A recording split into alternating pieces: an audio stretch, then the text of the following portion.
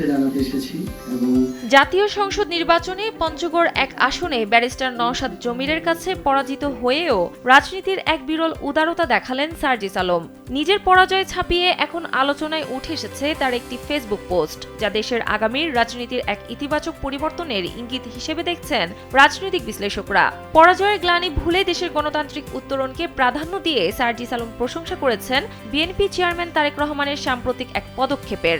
নির্বাচন পরবর্তী সৌজন্যের সাক্ষাতের অংশ হিসেবে রোববার সন্ধ্যায় বাংলাদেশ জামাত ইসলামীর আমির ডাক্তার শফিকুর রহমান এবং জাতীয় নাগরিক পার্টির আহ্বায়ক নাহিদ ইসলামের বাসভবনে যাচ্ছেন তারেক রহমান।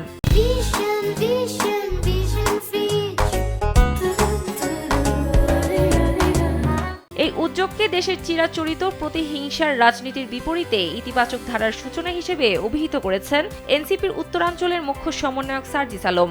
রোববার সকালে সামাজিক যোগাযোগ মাধ্যম ফেসবুকে দেওয়া এক পোস্টে তিনি উল্লেখ করেন যে বাংলাদেশের টেকসই গণতন্ত্রের জন্য এই মুহূর্তে রাজনীতিবিদদের মধ্যে পারস্পরিক শ্রদ্ধাবোধ ও সম্প্রীতির সংস্কৃতি গড়ে তোলা সবথেকে বেশি জরুরি। পুরনো সংঘাতময় সংস্কৃতি বর্জন করে তারেক রহমানের এই সৌজন্যবোধের চর্চাকে সাধুবাদ জানিয়ে তিনি তাকে আন্তরিক ধন্যবাদ জানান। সার্জিসের এই প্রতিক্রিয়া রাজনৈতিক মহলে ব্যাপক সাড়া ফেলেছে, যা দেশের ভবিষ্যৎ রাজনীতির এক নতুন ও সুস্থ ধারার ইঙ্গিত দিচ্ছে।